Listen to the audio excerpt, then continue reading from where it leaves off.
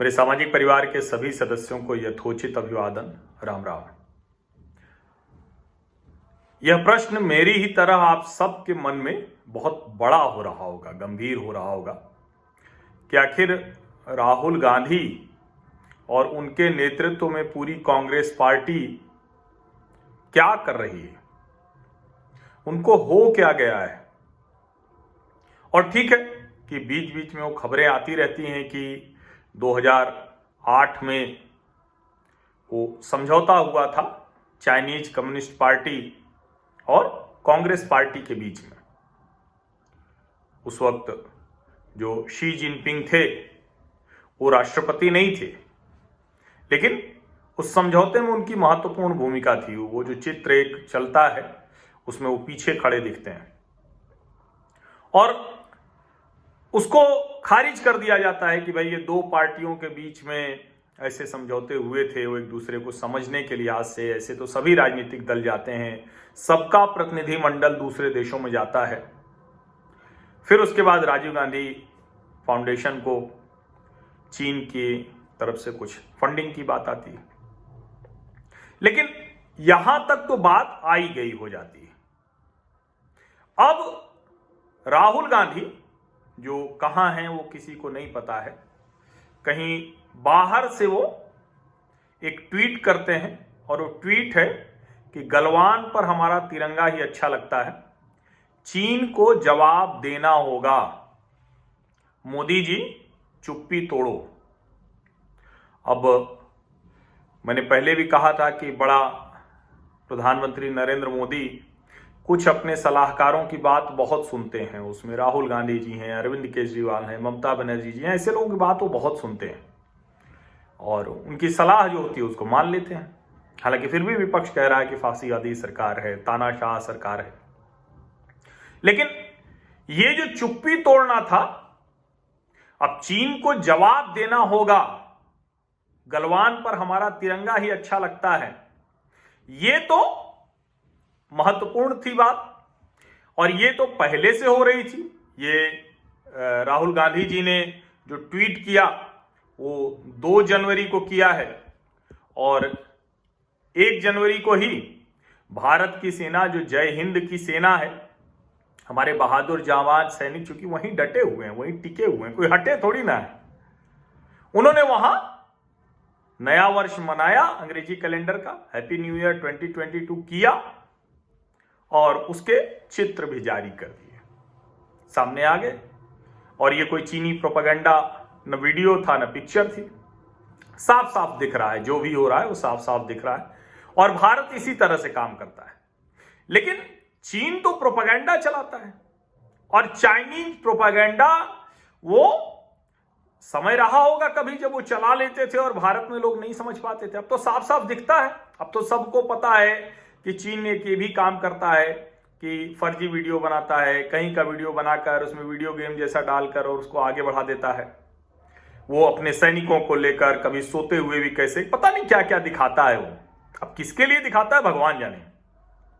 लेकिन फिर ये कहते, मुझे ध्यान में आता है, कह रहे नहीं, जिसके लिए दिखाता है वो यही राहुल जी तो हैं, कांग्रेस पार्टी के नेता, अघोषित अध्यक्ष, पूर्व अध्यक्ष। अमेठी से हारकर वायनाड भाग गए कांग्रेस के नेता राहुल गांधी चीन के पक्ष में लड़ाई लड़ते क्यों दिखते हैं। अब वो जब कह रहे हैं कि गलवान पर हमारा तिरंगा ही अच्छा लगता है, चीन को जवाब देना होगा, मोदी जी चुप्पी तोड़ो, ये दरअसल वो भारत के लोगों के अंदर, भारतीयों में संदेह पैदा कर रहे हैं। जनता है ना, यहां तो सब कुछ जनता तय करती है। आप चीन में तो कोई कोशिश कर लीजिए, कितना भी संदेह पैदा कर दीजिए, शी जिनपिंग किसी को गायब करा दें, मरवा दें, हटवा दें, कुटवा दें, कुछ भी करा दें, पता भी नहीं चलेगा। यहां तो सरकार का हर काम स्क्रूटिनी में जाता है, समीक्षा में जाता है, जनता तय करती है। और यहां कोई यह भी नहीं है कि चाइनीज कम्युनिस्ट पार्टी का अधिवेशन होगा उसमें सब तय हो जाएगा, नहीं। यहां जिस पार्टी का है अपना अधिवेशन करते रहो, लेकिन जब सरकार की बात आएगी, जब जनता के प्रतिनिधि के तौर पर बात आएगी, तो तय करेंगे किस पार्टी को चुनना है, किस नेता को चुनना है, दोबारा चुनना है कि नहीं चुनना। चुन भी लिया तो भी क्या ठीक क्या गलत सब बताते रहेंगे, क्योंकि जनता यहां समीक्षा करती रहती है।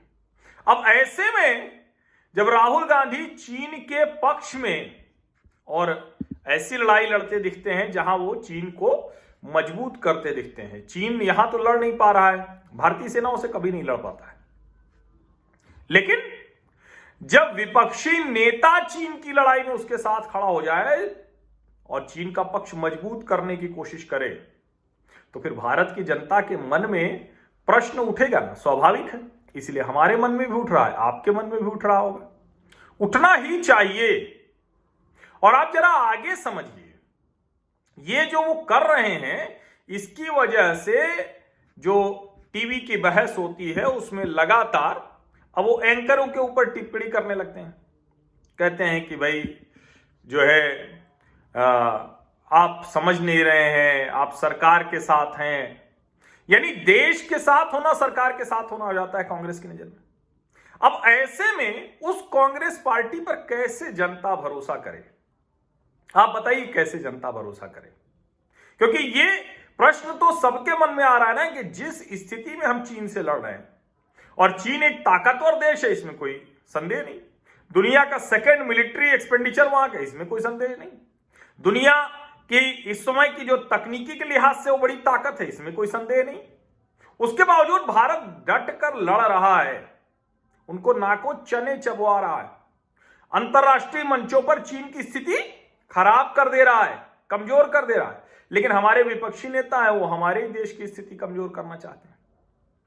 लेकिन अच्छी बात क्या है?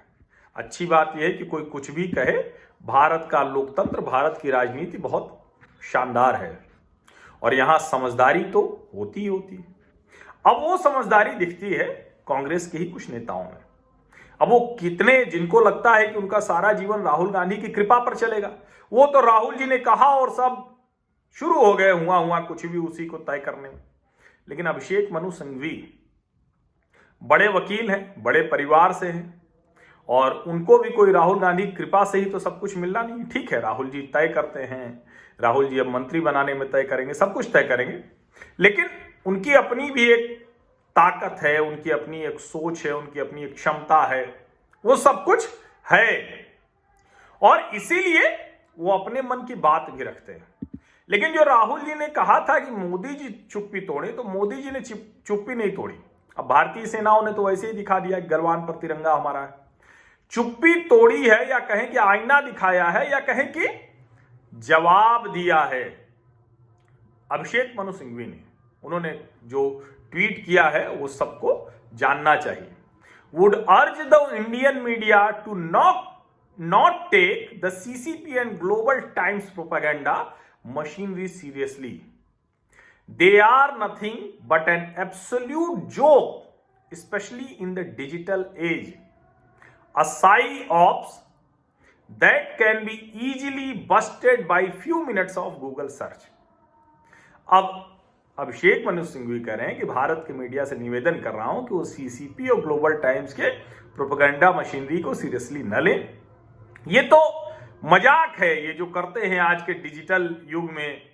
ये कोई भी थोड़ी देर सर्च कर ले गूगल पर और उसको पता चल जाएगा, कुछ मिनटों की सर्च में पता चल जाएगा कि ये क्या तमाशा है, ये क्या फेक प्रोपेगेंडा है। लेकिन यह बात राहुल गांधी नहीं समझ रहे हैं।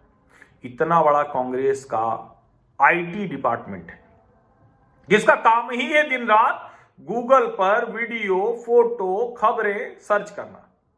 और जब राहुल गांधी ने कर दिया, राहुल गांधी के नेतृत्व में पूरी कांग्रेस पार्टी खड़ी हो गई, तो ढेर सारे पत्रकार, और कैसे लोग हैं ये भाई, वो सब भी इस झूठे, और मैं कह रहा हूं ना बार बार, देखिए अगर चीनी सेनाएं भारत की सीमा में घुस आई, जो कि है ही है, लंबे समय से हैं, और हम उनको नहीं निकाल पा रहे हैं, लेकिन 14 के बाद तो नहीं घुसी हैं, ये तय है। अगर ऐसा नहीं होता तो गलवान नहीं होता, अगर ऐसा नहीं होता तो जो जिसको हम फिंगर 528 कहते हैं वहां वो स्थिति नहीं बनती, अगर ऐसा नहीं होता तो अरुणाचल प्रदेश नहीं होता, अगर ऐसा नहीं होता तो चाइनीज मेजर को हमारे जो लेफ्टिनेंट है उसने मुक्का नहीं मार दिया होता। ये सारी खबरें हैं। और उसके बीच में जब राहुल गांधी ये कहते हैं, अब 2013 में तो श्याम सरन साहब ने बता दिया था कि चीनी सेनाएं घुस आई थी भारतीय सीमाओं के भीतर, लेकिन हम तो इसलिए नहीं कह रहे थे कि भाई भारत और चीन के रिश्ते न बिगड़े। लेकिन यहां नहीं होता ये। और मोदी सरकार को कम से कम ये तो नहीं कोई कह सकता, गलती से भी नहीं सोच सकता, आप कितना भी कह दें कि चीन की सेनाएं घुस आएंगी और वो चुपचाप सुनते रहेंगे। इससे पहले ऐसे ही गांव बसाने को लेकर आया, कई लोग इस तरह का साइकोलॉजिकल वॉर चलती है उसमें चीन के साथ खड़े हो जाते हैं। अब अभिषेक मनु सिंघवी ने जो कहा है, अब ये बात कांग्रेस के नेताओं को नहीं समझ में आती होगी, मैं नहीं मानता हूं। और यही वजह है कि कांग्रेस के जो कार्यकर्ता हैं, कांग्रेस के जो नेता हैं प्रदेशों में, देश में जो केंद्रीय टीम में, वो सब अंदर ही अंदर सोचते हैं कि कांग्रेस इस वक्त जो कर रही है इससे कूड़ा क्या करेगी। और सचमुच ही कूड़ा करना है, देश विरोध में आप जाकर खड़े हो जा रहे हैं। शायद ईश्वर थोड़ी बुद्धि दे और ये भारतीय सेनाएं जो है, ये जो जय हिंद की सेना है, जो गलवान घाटी में शानदार तिरंगे के साथ शानदार चित्र जो अभी जारी हुआ है, जो हैप्पी न्यू ईयर उन्होंने वहां से कहा है, वो पूरी दुनिया को तो सुनाई दे गया। राहुल जी पता नहीं कहाँ है, किस हिस्से में दुनिया के, लेकिन हैप्पी न्यू ईयर है, अंग्रेजी कैलेंडर का है, तो सुनाई तो उनको भी दिया होगा। तो माफी तो नहीं, लेकिन माफी क्यों मांगेंगे राहुल जी, माफी क्यों मांगेंगे? राहुल जी तो माफी नहीं मांगते हैं।